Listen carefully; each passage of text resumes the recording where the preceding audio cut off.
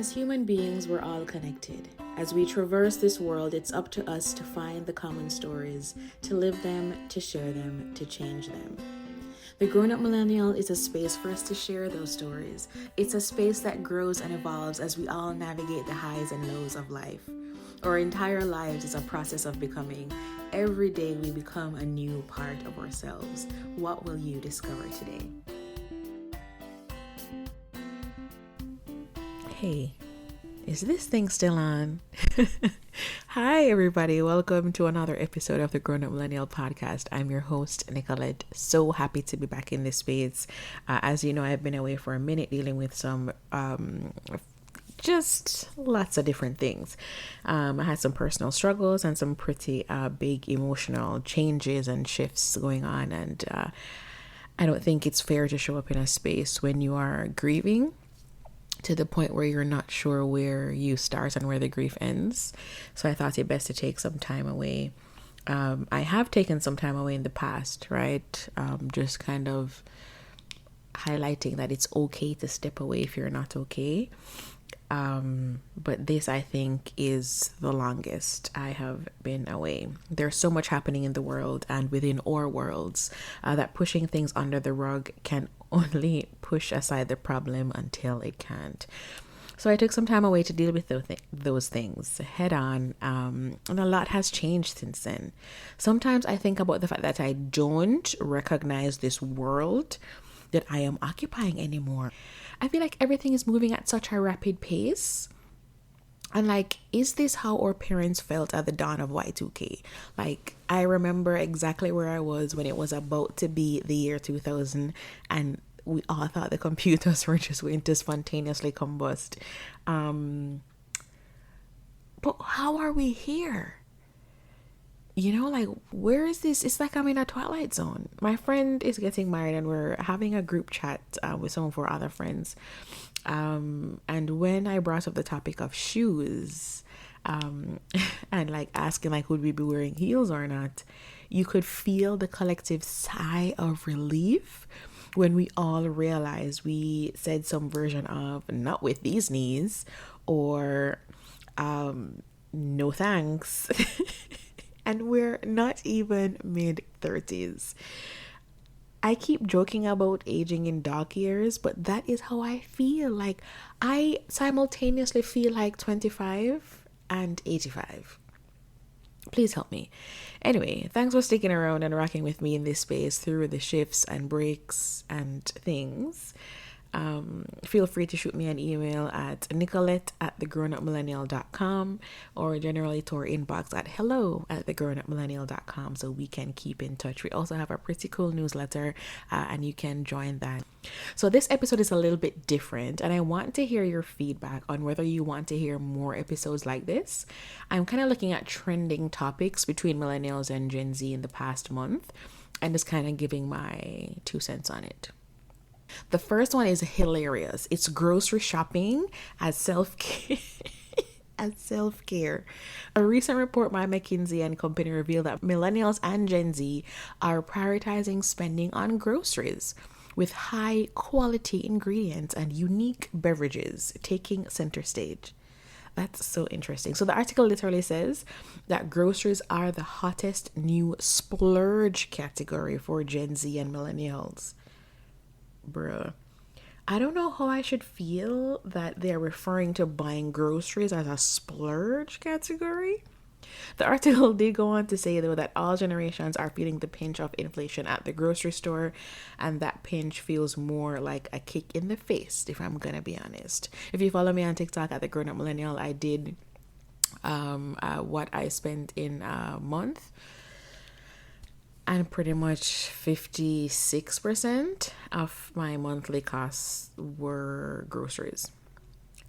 I feel like this whole idea of grocery for self-care is only a thing because groceries are so expensive right now. Like, taking yourself out used to be self-care, but now going out to eat is just as expensive as groceries. In some cases, it is more expensive to buy groceries than it is to eat out daily. Recently, I was wondering where all my money was going. And as I said about TikTok, I realized that when I did that TikTok video, I was like, okay, this is where my money is going. in groceries. Just to be transparent though, those expenses didn't exclude rent and other living costs. I don't know what it is about life in this time either. Because for the first time, I'm actively looking at organic products. I bought an organic chicken salad spread the other day, and I'm clearly in my unique drinks era because I bought a large bottle of lychee juice the other day, which I generally wouldn't have bought, even though I absolutely love lychee, but I would not have bought the juice. So clearly I'm feeding into this splurging on groceries. Mind you, food should be a basic necessity, not something that's breaking the bank. The top TikTok comment on this topic was, can't afford rent, but that oat milk latte hits different. Hashtag adulting problems. Yikes. The next hot topic, are we calling them hot topics? Is about therapy. Therapy is on the rise, and somehow I love this, but simultaneously, well, let's pause, you'll see. So the story is the title: a thriving center of psychology report highlights a surge in therapy seeking among young adults. While anxiety dominates Gen Z, depression is more common for millennials. Well, shit. I'm not mad that more people are going to therapy and there are more conversations around mental health. I love that. There's a big but though. This article and the study it references is based in the United States, and the major cause of anxiety among Gen Zers is mass shootings. The reason there's a surge of anxiety among an entire generation is mass shootings. The article says specifically 75% of Gen Z members said that mass shootings are a significant source of stress. Gen Z members are also more stressed than adults overall about other issues in the news, such as the separation and deportation of immigrants and migrant families. That's 57% of Gen Zers versus 45% of all other adults that reported this issue as a source of stress. Another pretty high source of stress for Gen Zers is sexual harassment and assault reports. 53% for Gen Z versus 39% for other generations, which seems pretty low, but okay. Gen Zers and millennials are also more likely to report that they have received treatment or therapy from a mental health professional. Love that for us, compared to 26% of Gen X. And then 22% of baby boomers, and even fewer of more senior adults at 15%. Money and work continue to top the list of significant stressors that tracked annually for adults overall. Bro, money? Whoever thought of capitalism, whoever is in charge of that, whichever 5-6 group people came together and said, hey, this is a great thing for us to start doing. Of course, it is an offshoot of colonialism, but whoever started that, whichever the top 1% of people are, bro, you have us stressed out here about money and work because the money is not enough. We're working more, the money is not enough, we can't afford it. Nearly 2/3 of adults at 64% reported money and work to be a stressor, as in across all age groups. A new question added this year asking about additional sources of stress revealed that more than 3 in 10 Gen Zers, personal debt and housing instability were significant sources of stress, while nearly 3 in 10 cited hunger or getting enough to eat. Bro, that's freaking sad to read. I am aware of the issues, but it's sad to read this in black and white. What kind of world are we living in when the average grocery bill, based on my observations and my experience, is nearly half, actually more than half, of my monthly bills? Housing is out of control. Governments across the world are sitting back and doing nothing while the world burns. Don't get me started on the wars, on the genocide. Bro, what are we living through? People can't afford to live, can't afford to eat, even right here in the Western Hemisphere. On TikTok and on Instagram, I've been seeing people renting literally a bed on the floor of a kitchen. Like, they have literally put a mattress on the floor in a kitchen. People are renting a shared bedroom, like literally renting half of their bed. This must be a bad roller coaster ride, because this could have never been the life I was promised after going to school, getting the job, and doing every freaking thing I was supposed to do. Some people are doing really well. Yay for them, right? Yay. Love that. Others are really doing horribly, and that's a massive pain point for me right now, especially with everything else going on across the world. I feel like I will definitely combust if I let it all in. So I don't watch the news. I stay away from the videos. I stay away from the stories, because I literally just came off a therapy call saying I don't know what to do when I have experienced such emotional like despair. Like, I don't know what to do with it, other than like sit and cry. But I know I can't ignore it, and I know I need to find ways to cope. But how have you been managing right now? Let's take a pause and check in. Like, how have you been doing? What has been working for you? The world is literally burning while we can't afford to live, and yeah. Ooh. Okay. Another key finding was that nearly 1/4, so 24% of adults, identified discrimination as a significant source of stress. This is the highest percentage since this question was included in the survey in 2015.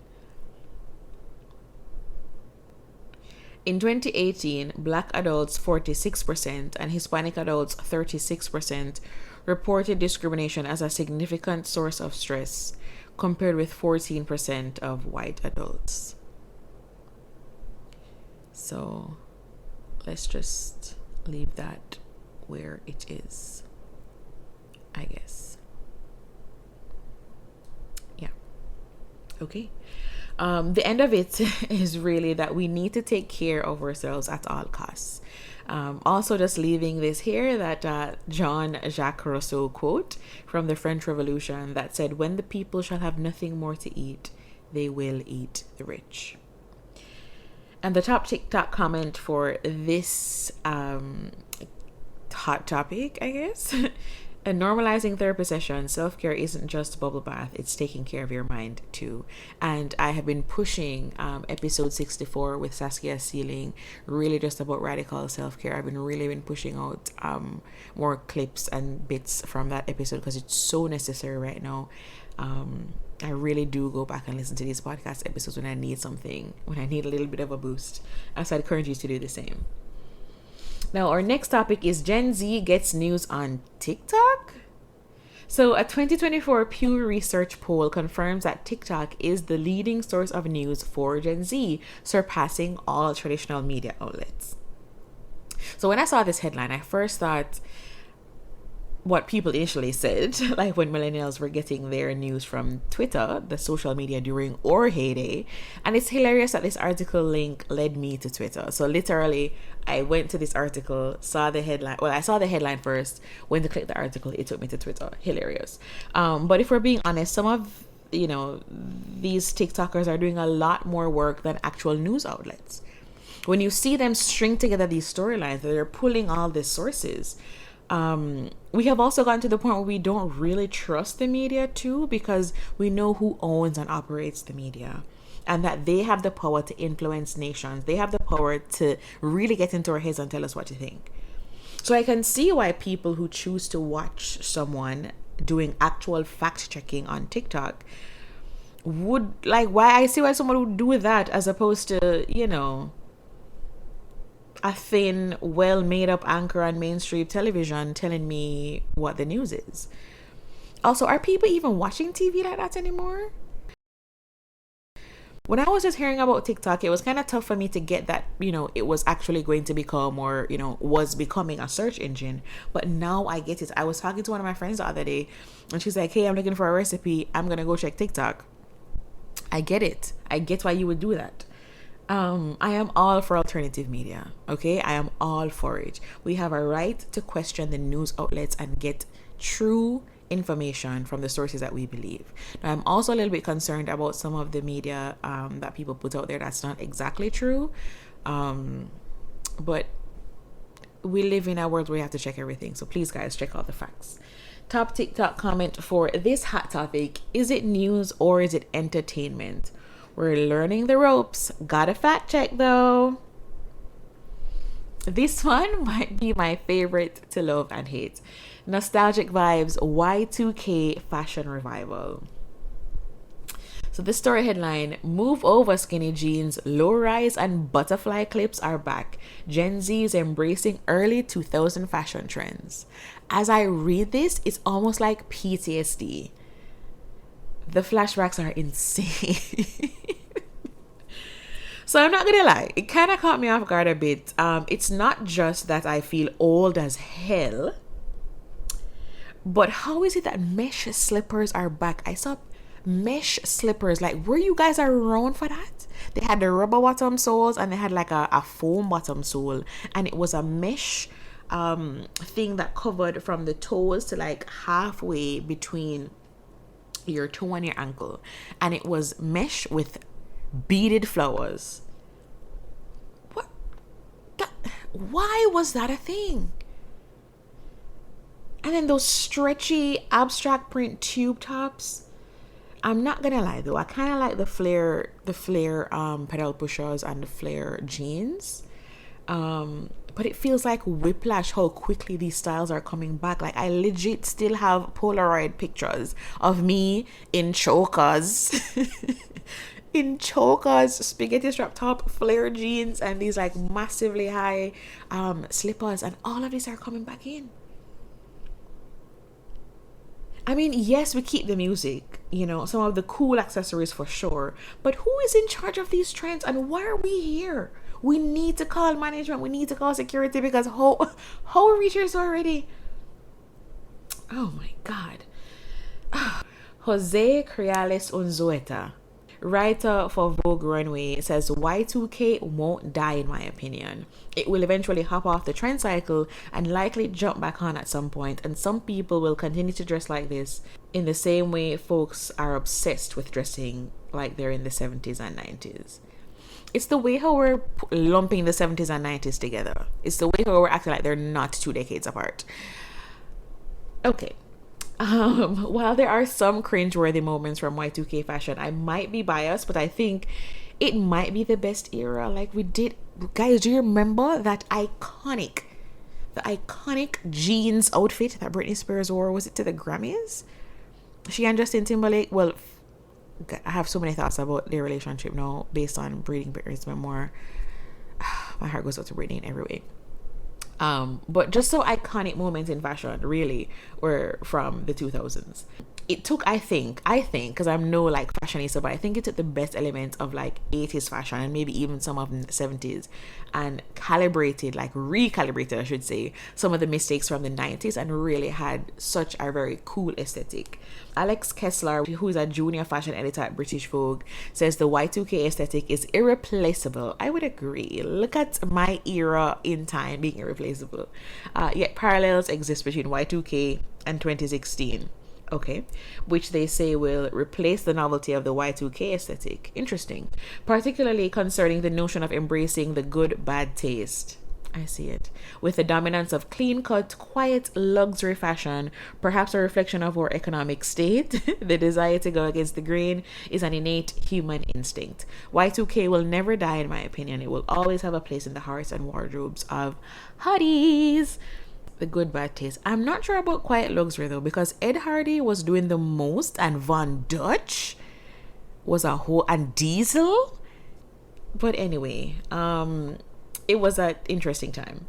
The top TikTok comment for this hot topic: low rise was a crime in the 2000s, but here we are again, fashion victims. Hashtag. I'm never going back to low rise. Never, ever, ever. These hips do lie. So they're not going back into low rise at all. Our next topic: mental health apps. Are they helpful or are they just for the hype? This article headline is: with the rise of mental health awareness, therapy apps are booming. But are they effective or just a fad? Bro, I feel like capitalism gets in the way of a good thing at all times. But let me not get ahead of myself, and let's get back. So I was curious what they were referring to as therapy apps, and sure enough, it was a bunch of meditation apps. So we need to be mindful of the words and phrases we're using so we're not conflating things. There was one that was a self-guided self-help course, and then of course there was BetterHelp. So then only one of them is really a therapy app. And it's hardly an app. It's more like a convenient way for you to reach out to a therapist. And it's also a more affordable way because prices range from about $65 to $100 based on their page, when the average cost of therapy in the States is about $165 to $200. So it really is about $100 less for you to get assistance through BetterHelp.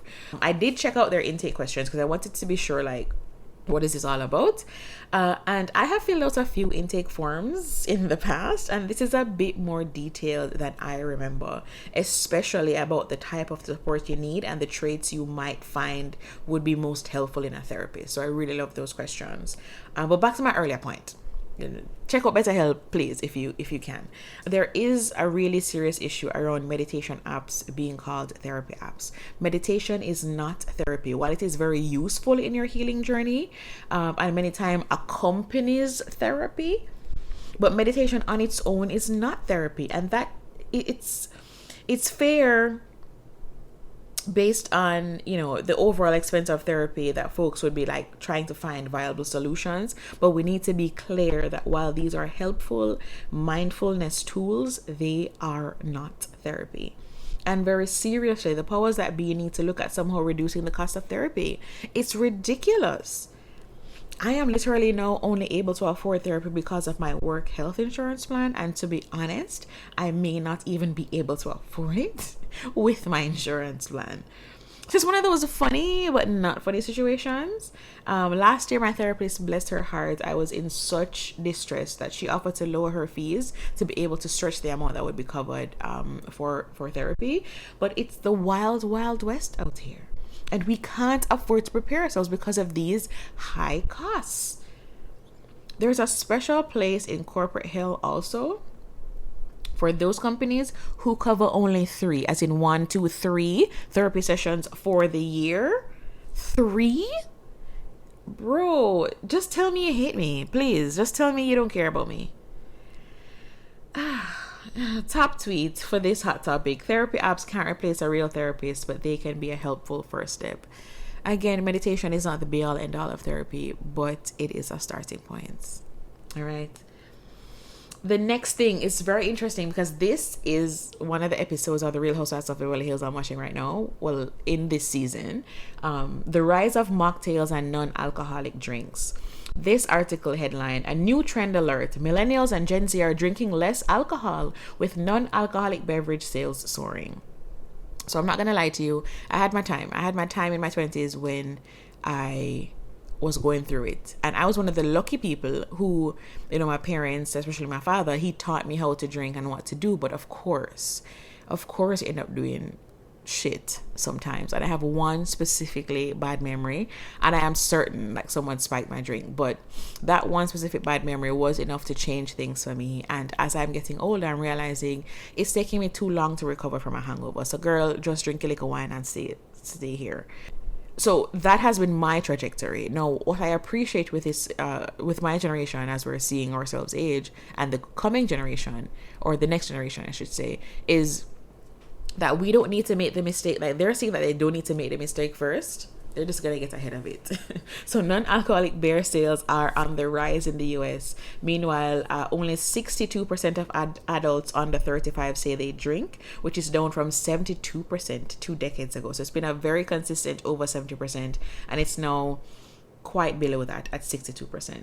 Both these generations, so Gen Z and millennials, have seen what they needed to see, right? Gen Z are also growing up in a time where marijuana is legal in quite a few places, and there are a lot more illicit drugs on the market than we could have dreamed of when we were growing up as millennials. But the other side of it is that folks are probably more concerned about the lasting effects of alcohol use, and also the disruptions to your sleep, and also prolonged diseases. So over time, Excessive alcohol use can lead to the development of chronic diseases and other serious problems, including high blood pressure, heart disease, stroke, liver disease, digestive problems. Experts actually recommend avoiding alcohol at least 3 hours before going to bed, because it can cause frequent wakings. It can cause an overall low quality sleep. So long-term alcohol use can result in lots of different things, including chronic sleep problems and other disorders like sleep apnea, chronic sleep disturbance, lower slow wave sleep, and more rapid eye movements. So just, the message overall is, yes, I want to enjoy the night out and not have a hangout tomorrow. I want to enjoy the night and I want to remember it. I don't want to live fast, die young, and don't remember it yesterday, right? Whether they're taking drugs that are no longer illegal, whether they're taking illegal drugs, or are more concerned about their sleep than being drunk for the night, I would say it's still a win for consuming less alcohol. The top TikTok comment for this hot topic: try the new watermelon sparkling water. It's delicious and hangover free. #winning. The hashtags for these are killing me. All right. We are in the last few topics. All right. So the next hot topic is student loan debt and career choices. This story headline: with student loan debt at an all-time high, graduates are prioritizing careers with good salaries over their dream jobs. Hasn't this always been a thing though? When I was choosing degree options for university a million years ago, I was confronted with this question from many angles. Whether journalists actually made money, and now after working for over a decade, well, almost 2 decades, I don't even think I know what my dream job is. I'm going where the money resides. Where the money resides, where the money resides. Well, in the words of Eartha Kitt and James Baldwin, the quote has actually been attributed to them both: I do not have a dream job because I do not dream of labor. This is ringing true for me more and more every day as I continue spinning this wheel in this capitalist system. The article I'll be quoting from is titled "How Shaking Up the Student Loan System Could Benefit Workers and Business Leaders," and it's listed under the leadership category in Forbes. So this I found interesting. It says, talk to most recruiters, hiring managers, and business owners, and you're likely to hear that they are struggling to find job applicants with the right skills and a desire to contribute to the company's mission. Really? Truly?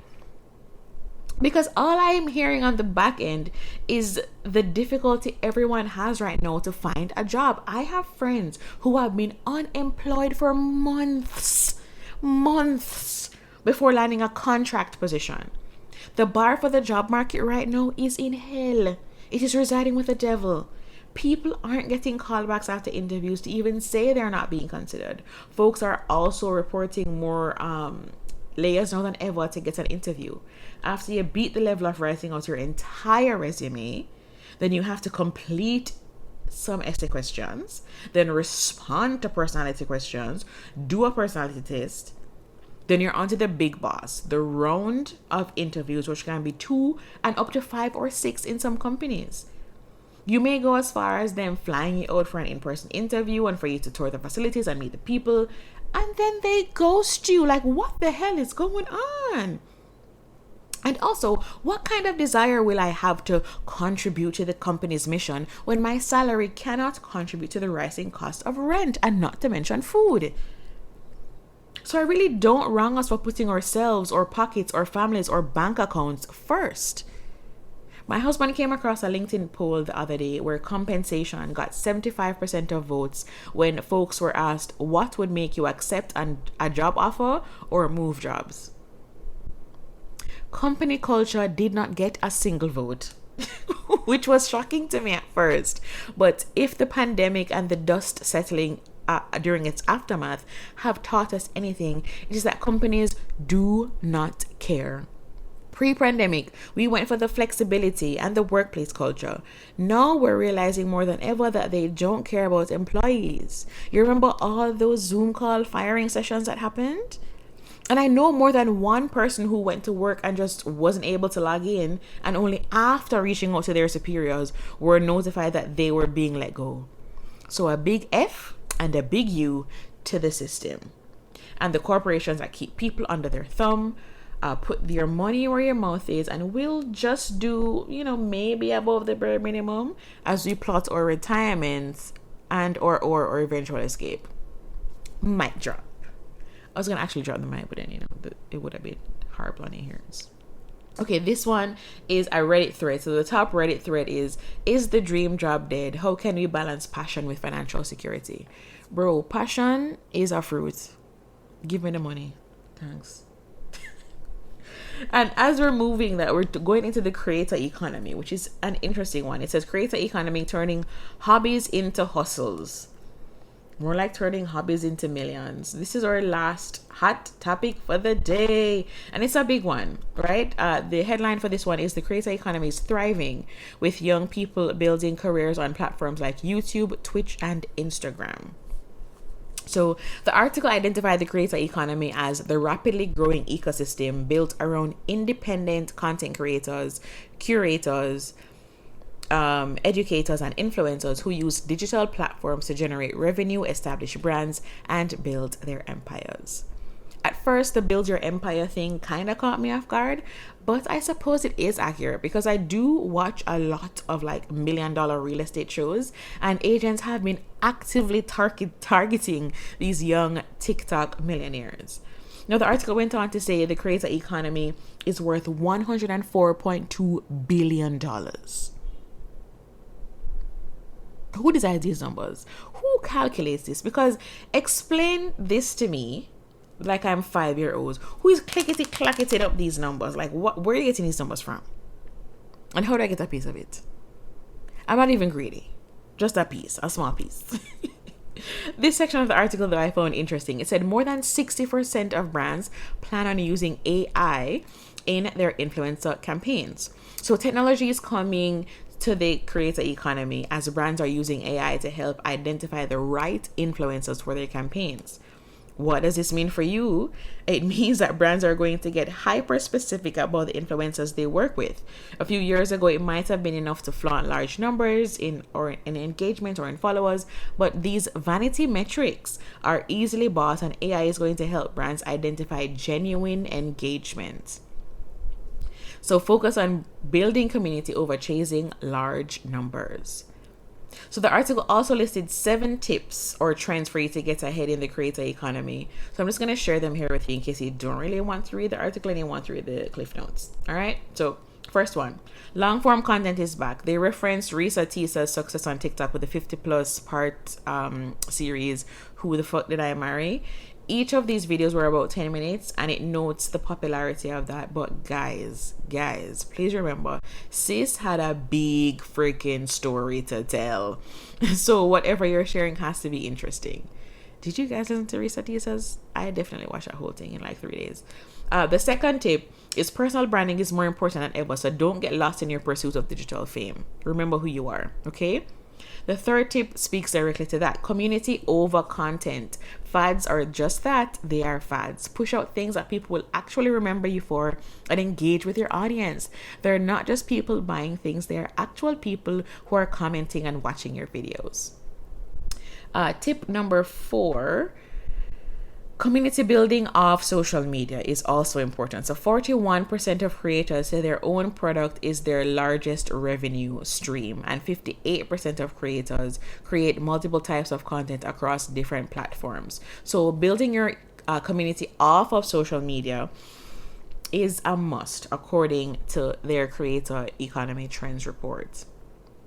While there are still 1.4 billion, yes, billion with a B, active users on Instagram, it was also the most deleted app of 2023. This is why it's so important to continue building and nurturing your community off of social media. Tip number 5, own your niche. Whatever your niche is, dig deeper and narrow it down. If you don't know what the hell this means or need some concrete examples, here are some examples from the article. So the first one was, think of micro niches as a cozy little corner within the vast umbrella that is the general niche. So for example, if you're in the travel niche, maybe solo female traveling could be your micro niche. You could even niche down further so that it would be solo female backpack travels. That's a vertical that not so many people are in. And another example would be like, let's say you're interested in fitness, so your niche could be home workouts. Now, number 6, authenticity is more important than ever. Well, isn't it always? But anyway, the article adds that as you continue to grow, do not lose sight of your community, your mission, and your deeper vision to what aligns with you and your values. Telling you to be authentic is kind of overplayed advice, but it's harder than you think. If Risa Tisa's success tells you one thing, is that people care way more about your authenticity and a good freaking story, and being genuine over aesthetics and results. So you don't have to have like those crazy editing skills. Like, there is space on the internet for everybody. And the last tip, number 7, says always lead with value. According to Influencer Marketing Hub, 60.1% of internet users go online to find information. Next, 55.9% of people use it to stay in touch with family and friends, and 51.8% use it for entertainment. So simply put, people are quite intentional about the value they search for online. So whether it's a solution to their problem, companionship, or entertainment, your content should always lead with value. And this was the top TikTok comment. My side hustle is paying the bills. Who knew my plant collection obsession would turn into a business? On that note, you'll hear me soon. In the meantime, check out the slightly new look over at thegrownupmillennial.com, and also grab some wellness resources at thegrownupmillennial.com/shop. Be sure to follow me on Instagram at thegrownupmillennial, and I'm also on TikTok at thegrownupmillennial. Catch you soon. Bye.